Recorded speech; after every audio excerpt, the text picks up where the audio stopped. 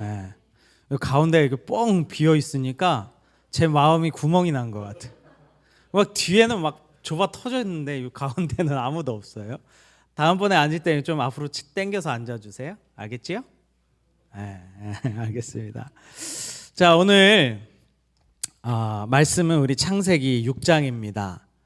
지난주까지 이제 저번에는 우리가 선악과 얘기했고 또 우리 지난주에는 가인과 아벨에 대한 예배에 대해서 이야기를 했습니다.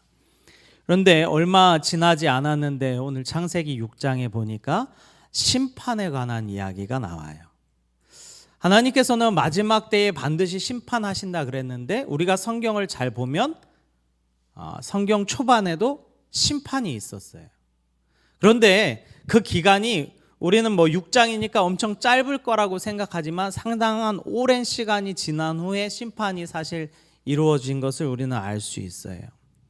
창세기 5장에 보면 하나님께 예배를 실패했던 가인의 족보와 그 다음에 아담과 그 다음에 아벨의 뒤를 이은 셋이라는 자녀를 하나님께서 허락하셨거든요.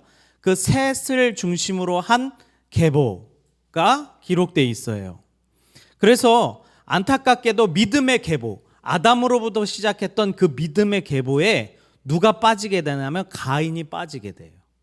그리고 우리가 말씀을 잘 알듯이 가인은 쫓겨남을 당해요. 유리한 자, 즉 떠도는 자로 쫓김을 당해서 그 원래 무리와는 다르게 다른 무리로 성장하게 됩니다. 그래서 가인을 따르는 가인의 가족의 족보와 또 아벨, 셋을 따르는 그 민족이 두 민족이 각자 다른 지역에서 번성하게 돼요. 그것이 이제 5장에 나오는 족보입니다. 그런데 5장에 나온 아담의 족보에는 그 마지막 끝이 누구로 끝이 나냐면 노아와 그의 아들로 그 족보가 끝이 나는 것을 알 수 있어요. 왜냐? 우리가 잘 알고 있듯이 그때에 무엇이 일어납니까? 그때 무엇이 일어나요? 심판이 일어나죠. 심판. 제가 여러 번 경고하는데 여러분 혹시나 예배 드릴 때 졸리거나 눈이 감기면 일어나서 뒤에 서 계세요. 네.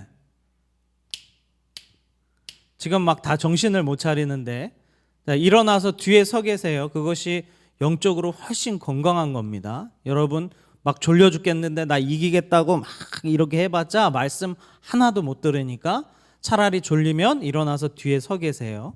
제가 여러 번 경고합니다. 다음번에는 이름을 호명해서 일으켜 세울 거예요. 네, 여러분 정신 바짝 차리고 말씀 듣길 바라요.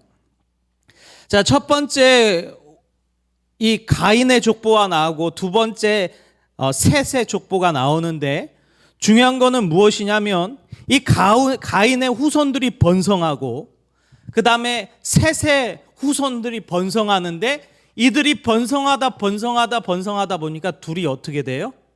만나요. 둘이 접촉점이 생겨요. 가인의 무리와 셋의 무리가 번성해서 둘이 만나더라 이 말이에요.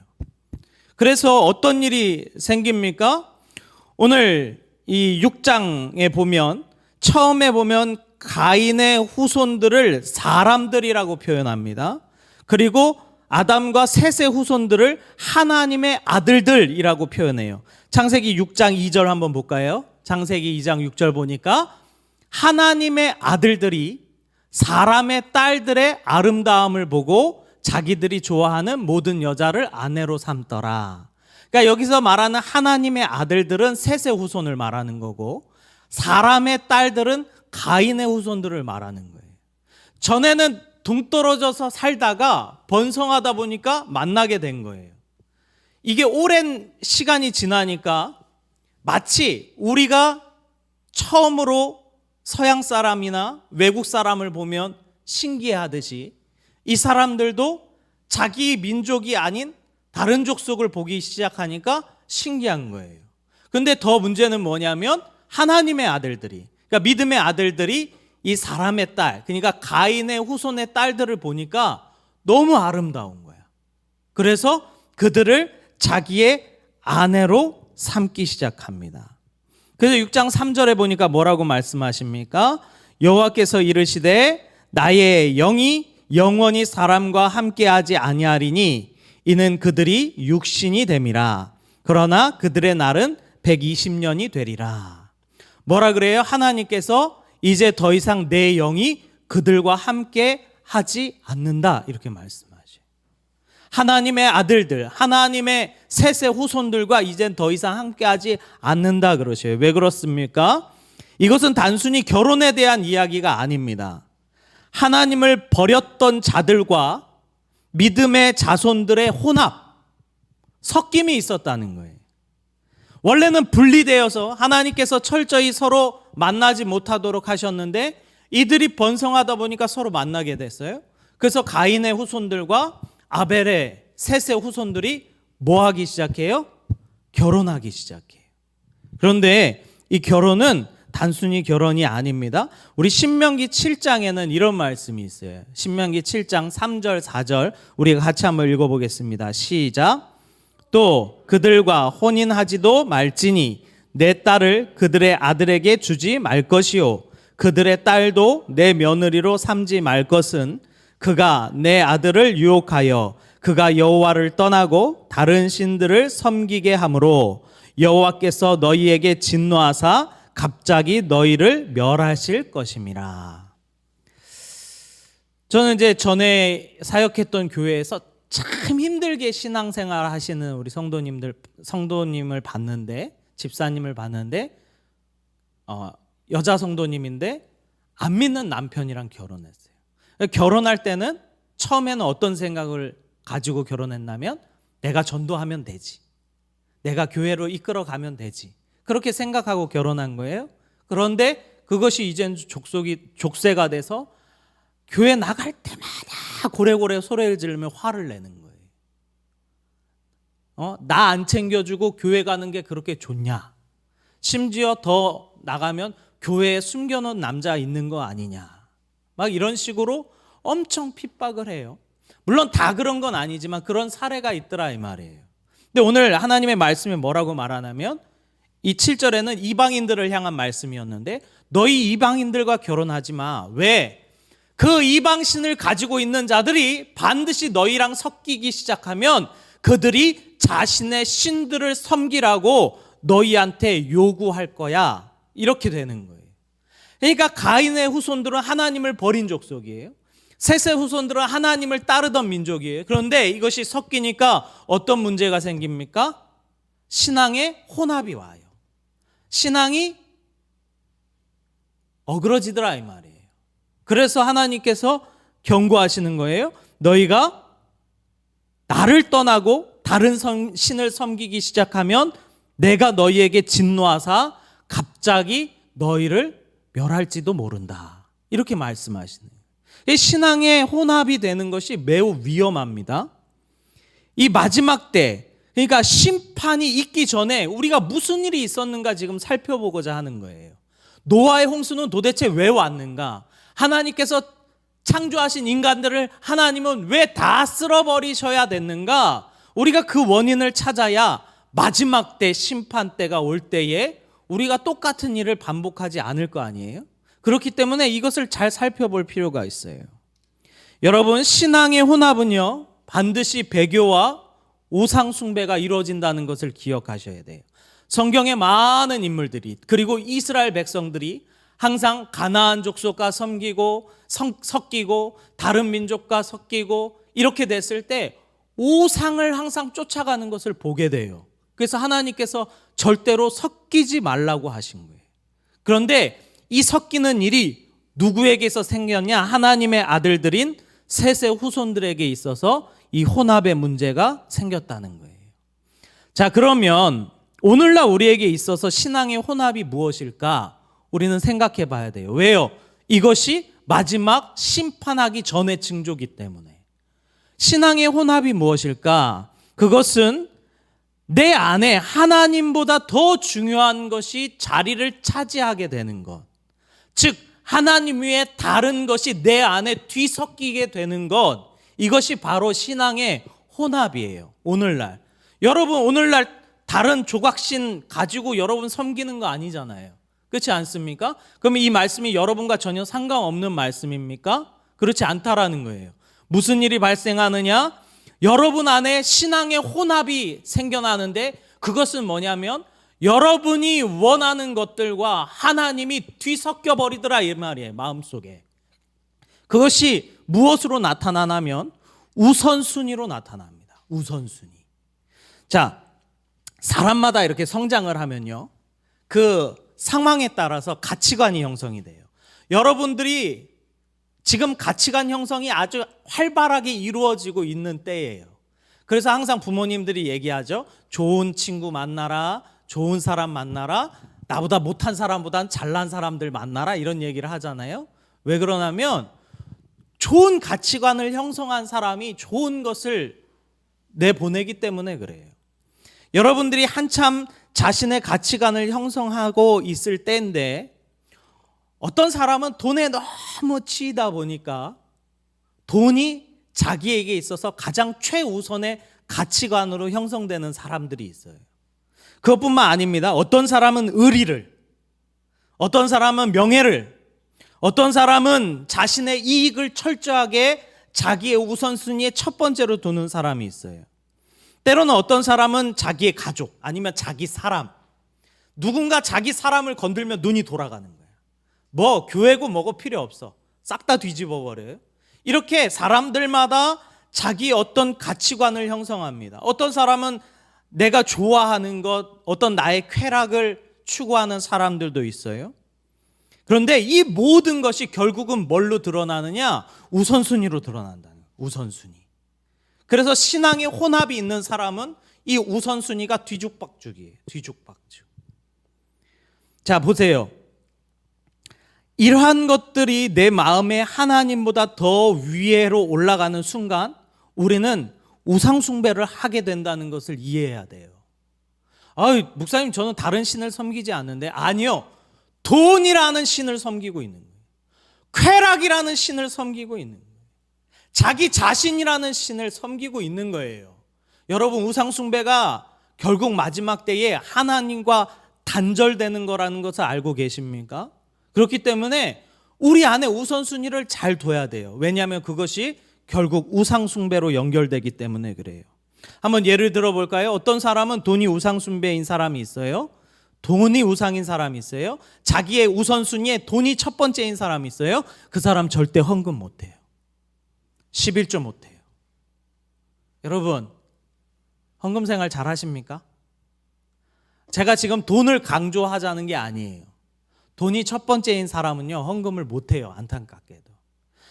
부끄럽지만 제 과거를 좀 소개를 하자면, 저는 여러분과 같이 중학교 때부터 신앙생활을 해서 고등부 회장을 지냈고 또 청년부 회장을 지냈던 사람이에요. 근데 중요한 거는 제가 학생 때, 청년 때 한 번도 헌금을 한 적이 없어요. 부끄러운 얘기지만 진짜로. 어떤 생각이 있었냐면 나는 돈을 안 버니까 낼 게 없네? 항상 이렇게 생각했어요. 그래서 냈을 돈이 없었냐? 아니요, 항상 있었어요. 그러나 그때에는 내게 있어서 돈이 우상이었어요. 제가 군대를 갔다 와서 이제 교회를 다른 곳으로 옮기고 그곳에서 주님을 만났는데 그때 깨닫게 됐어요. 하나님이 첫 번째구나. 그때부터는 제 주머니에 있는 돈이 아깝지 않더라고요. 헌금하는데. 제가 군대 전역하고 오니까 어떤 장로님이 필요한 데 쓰라고 50만 원을 주셨어요. 근데 그것을 하나님 앞에 그냥 그대로 헌금했는데 하나도 아깝지 않았어요. 그게 제가 첫 번째 했던 헌금이에요. 첫 번째 했던 헌금. 여러분, 절대 돈이 우상, 자기 우선순위의 첫 번째인 사람은요, 헌금 못해요. 여기에도 있을걸요? 하나님께 헌금하는 게 아까워서 못하는 사람. 안타깝게도 그 사람은 돈이 우상인 사람이에요. 하나님보다 더 위에 있다 이 말이에요. 어떤 사람은 자기의 성공이 우상인 사람이 있어요. 그래서 그 사람은 자기가 이루고자 하는 것이 있으면 무조건 그걸 쫓아갑니다. 제가 이제 전에 안양에서 사역할 때에 어떤 한 친구가 연예인을 준비하는 친구가 있었거든요. 근데 그 친구랑 이렇게 이야기를 하다 보면 이제 마지막 그 연말 되면 시상식 하잖아요. 그 시상식 때에 그 친구가 뭐라고 말하냐면, 아, 목사님, 저도 저기에서 이 시상 받는 사람들이 그런 얘기 하잖아요. 하나님께 영광을 돌립니다 하잖아요. 자기도 그거 너무 하고 싶다는 거예요. 그래서 야, 그래, 너도 성공해서 꼭 하나님께 영광 돌린다고 얘기해라. 근데 얼마 지나지 않아 그 친구가 교회를 안 나와요. 왜요? 연예인 준비한다고 바빠서. 그게 하나님께 영광입니까? 하나님 내팽겨치고 예배 다 내팽겨치고 자기의 꿈을 찾아서 자기의 성공을 찾아서 쫓아가는 거예요. 여러분 마찬가지입니다. 저 이해하지 못하는 것 중에 하나는 뭐냐면 고3 됐다고 교회 빠지는 거 저 이해 잘 못해요. 물론 학교에서 아예 뭐 이렇게 제재를 해서 못 나가게 하거나 뭐 그런 경우들이 있어요. 저는 이제 그럴 얘기하는 것이 아니라 충분히 하나님 앞에 예배 드릴 수 있는데도 고3이라는 이유로 핑계대고 빠지는 거. 아니면 뭐 주일날 학원을 오래요. 저는 여러분에게 강력하게 얘기하고 싶은 건 뭐냐면 그런 학원 다니지 마세요. 네. 차라리 그 학원 안 다니고 하나님께 선택받는 삶이 더 낫다라는 거예요. 여러분이 언제든지 성공을 내 우선순위로 잡기 시작하면요, 내 성공을 쫓아가다 보면 결국 성공이 우상이 되고 하나님은 그 밑에 순위로 자꾸 내려가는 것을 알게 될 거예요. 아까 말했듯이 돈이 우상인 사람은요, 돈을 위해서 예배도 얼마든지 빼먹을 각오가 돼 있는 사람들이에요. 그래서 청년들 보면요, 가끔 왜 교회 안 나오니 물어보면 이런 얘기예요. 알바하느라고 못 나가요. 이런 얘기예요. 그러니까 그 친구에게는 알바가 하나님보다 훨씬 위인 거예요. 훨씬. 여러분, 우리의 삶을 보면요, 우리의 우선순위가 어디 있는지 다 보인다니까요. 밝히. 그렇기 때문에 우리는 이것을 매우 경계해야 돼요. 때로는 어떤 청년들은 직장을 가질 때 좋은 조건만 된다면 주일날 일해도 상관없다 하는 청년들 많아요. 뻔히 자기가 그 직장을 가면 예배를 못 드리고 하나님 앞에 온전한 예배를 못 드리는 걸 알면서도 그 길을 택해요. 왜 그렇습니까? 자신의 가치가, 돈의 가치가, 자기 성공의 가치가 하나님보다 더 위에 있기 때문에 그래요. 그런 사람들에게 있어서 마지막 때에 심판 때가 되면 그들이 하나님을 선택할 수 있을까? 아니요. 작은 것을 선택하지 못하는 사람은요, 나중에 큰 일이 와서도 그것을 선택하지 못한다는 거예요. 어떤 사람은 가족이 우상입니다. 어떤 사람은 내 남자친구, 여자친구가 우상이에요. 그래서 가족들이랑 여행 가고 뭐 남자친구, 여자친구랑 여행 간다 그래서 교회는 뭐 그냥 내팽개쳐 놓고 가는 거예요. 우선순위가 전혀 없잖아요. 하나님에 대해서. 그렇지 않습니까? 이것이 우리의 모습이다 이 말이에요. 누가복음 14장 16절에 보면 이런 말씀이 있어요. 제가 읽어드릴게요. 이르시되 어떤 사람이 큰 잔치를 베풀고 많은 사람을 청하였더니 잔치할 시각에 그 청하였던 사람에게 종을 보내어 이르되 오소서 모든 것이 준비되었나이다 하매 다 일치하게 사양하여 한 사람은 이르되 나는 밭을 샀음에 아무래도 나가보아야 하겠으니 청컨대 나를 양해하도록 하라 하고 또 한 사람은 이르되 나는 소 5겨리를 샀음에 시험하러 가니 청컨대 나를 양해하도록 하라 하고 또 한 사람은 이르되 나는 장가 들었으니 그러므로 가지 못하겠노라 하는지라. 어떤 한 주인이 잔치를 베풀었어요. 그리고 그 잔치에 마땅히 와야 될 사람들에게 종을 보내요. 잔치가 준비되었으니 오시오. 그랬더니 이들의 대답이 다 한결같이 뭐라 그래요? 내가 못 가겠다. 그 이유가 무엇입니까? 어떤 사람은 밭을 샀대요. 어떤 사람은 소를 샀대요. 어떤 사람은 내가 장가를 들었대요. 그래서 못 가겠다는 거예요. 이것이 뭐에 대한 비유입니까? 하나님께서 천국 잔치에 대한 비유로 예를 드신 거예요. 그러니까 마지막 때에 그럴 거라는 거예요. 많은 사람들이 이 핑계 저 핑계 대고 하나님의 나라에 오지 않을 거라는 거예요. 이 사람들이 24절에 보면 결국 어떻게 됩니까? 24절에 보니까 내가 너희에게 말하노니 전에 청하였던 그 사람들은 하나도 내 잔치를 맛보지 못하리라. 이렇게 말씀하신 거예요. 결국 그들 아무도 못 들어올 거야. 이렇게 말씀하시는 거예요. 그러면서 26절에 또 이렇게 이야기합니다. 이 말씀 잘 기억하십시오. 물은 내게 오는 자가 자기 부모와 처자와 형제와 자매와 더욱이 자기 목숨까지 미워하지 아니하면 능히 내 제자가 되지 못하고 누구든지 자기 십자가를 지고 나를 따르지 않는 자도 능히 내 제자가 되지 못하리라. 자, 이 말씀이 내 가족, 형제, 내 자매, 이 사람들 다 내팽개쳐 오라는 거예요? 아니요. 그 사람들을 자기보다 더 우선순위로 두지 말라라는 거예요. 저는요, 이 학생 사역하면서 이제 여름이 되면 수련회가 오잖아요. 그러면 이제 수련회 일정을 잡으면 항상 좀 안타까운 게 뭐냐면 이 휴가 기간이랑 겹쳐요. 그렇지 않습니까? 이 방학 기간이다 보니까 휴가 기간이랑 항상 겹치는데 때로는 진짜 속상한 게 뭐냐면 분명히 믿음의 부모님인데 자기 자식을 수련회 안 보내겠다는 거예요. 그 이유가 뭔지 아세요? 가족여행 가야 된다 그래서. 많이 봤어요. 가족여행. 그래서 제가 이제 그 친구한테 엄청 압박을 주거든요. 야, 네가 수련회 가야겠냐? 가족여행 가야 되겠냐? 근데 이제 이 친구는 죽겠는 거죠. 집에서는 1년에 한 번 가는 휴가인데 같이 가야 되지 않겠느냐. 목사님은 계속 야, 수련회 가야지. 무슨 가족여행이냐. 그 친구가 막 울었어요. 저 붙잡고. 네. 더 웃긴 건 뭐는지 알아요? 그 집사님이 그 교회 안수 집사님이었어요. 안수 집사님. 그렇게 되더라 이 말이에요. 여기는 그러실 분이 없죠. 네. 잡았다 하더라도 내 자녀 수련회가 있다 그러면 보내야죠. 할렐루야. 여러분은 별로 그렇게 동감하지 않는 것 같은데. 그렇습니다. 오늘 말씀에 뭐라고 말합니까? 물은 내게 오는 자는 자기 부모와 처자와 형제와 자매와 더욱이 자기 목숨까지 미워하지 아니하면 내 제자가 되지 못한다. 이렇게 이야기해요.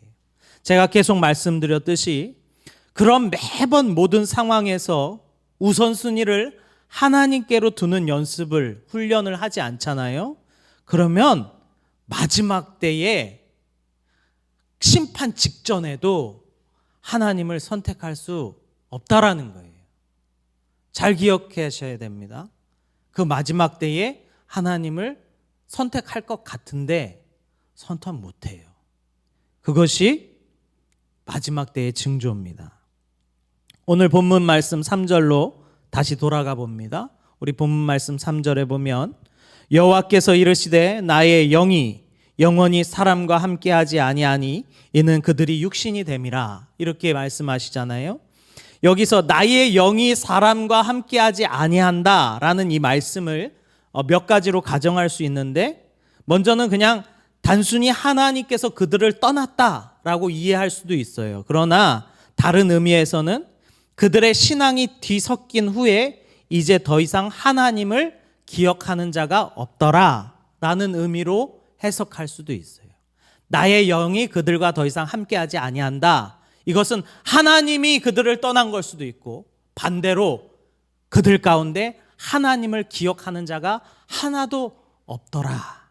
그런데 이런 말씀을 하시죠. 그 중에 노아는 뭐를 입었더라? 은혜를 입었더라. 성경에 보면 노아 보고 그 당대의 의인이라고 하거든요. 그런데 그 의인이 아브라함이 진짜 의롭게 살아서 의인이 아니에요. 왜 그가 의인이었냐면 노아만이 그때에 하나님을 기억하고 있었기 때문에 그래요. 노아만이 하나님을 기억하고 있었어요. 그래서 하나님께서 노아를 마지막 사명자로 쓰신 거예요. 모든 인류를 멸하시고 그리고 하나님께서 그 모든 민족을 노아서부터 다시 시작하시는 거예요.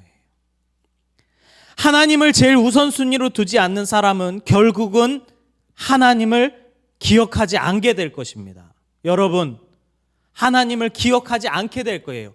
계속 하나님이 우선순위에 밀리다 보면 내가 우상 삼는 것이 계속 첫 번째로 있고 밀리다 보면 그 사람은 결국은 하나님을 잊어버리게 됩니다. 그런 사람 많이 봤어요. 만날 때마다 그런 얘기를 해요. 저는 청년 때 회장도 했었는데요. 저는요, 학생 때 회장도 했었어요. 지금은 교회 안 나가요. 허다합니다. 얼마나 많은지 몰라요. 여러분 세대보다 제 세대 때 교회 다니는 사람 훨씬 많았어요. 근데 지금 교회를 둘러보잖아요. 제 세대 사람들이 없어요. 30대, 40대가 없어요. 우리 교회도 마찬가지예요. 30대, 40대가 없다니까요. 왜요? 계속 우선순위를 다른 것에 두다 보니까 그 사람들이 결국 하나님을 잃어버리게 됩니다. 하나님은요, 이 노아의 홍수를 심심해서 보여준 게 아니에요. 마지막 때에 반드시 이와 동일한 사건이 일어날 것이라는 것을 미리 보여주신 거예요. 누가복음 17장 26절에 보면 이렇습니다. 노아의 때에 된 것 같이 인자의 때도 그러하리라. 노아의 때에 그랬던 것처럼 마지막 인자의 때에, 심판 때에도 동일할 거라는 거예요. 어떤 것이 동일합니까?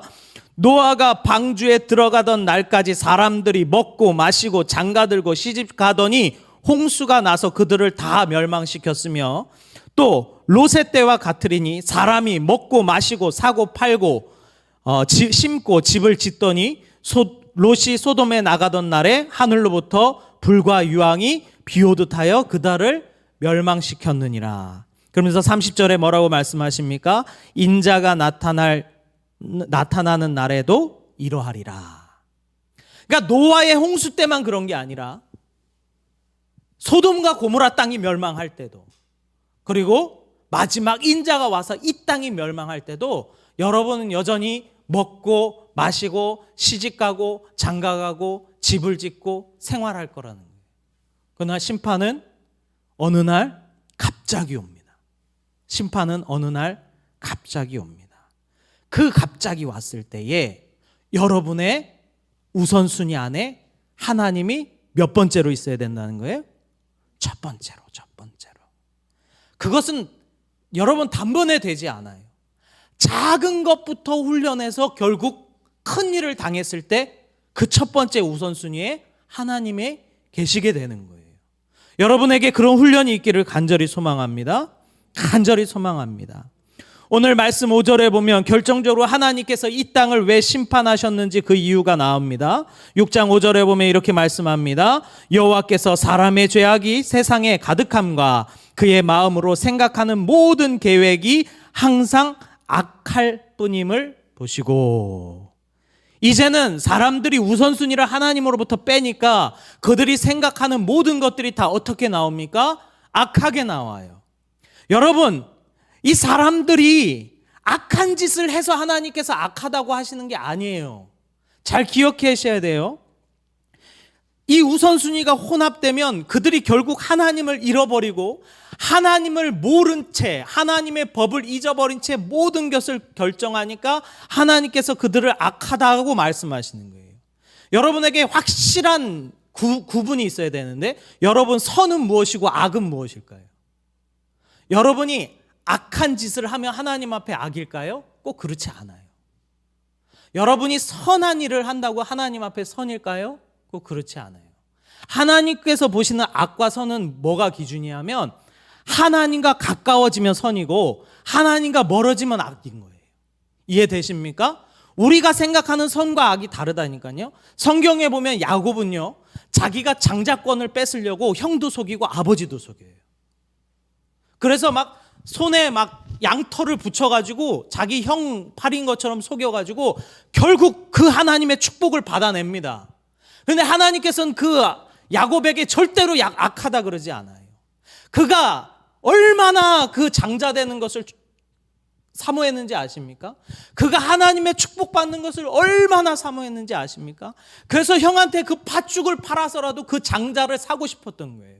근데 성경에 뭐라고 기록되어 있느냐? 하나님께서 이를 기억하시더라, 이렇게 기록되어 있어요.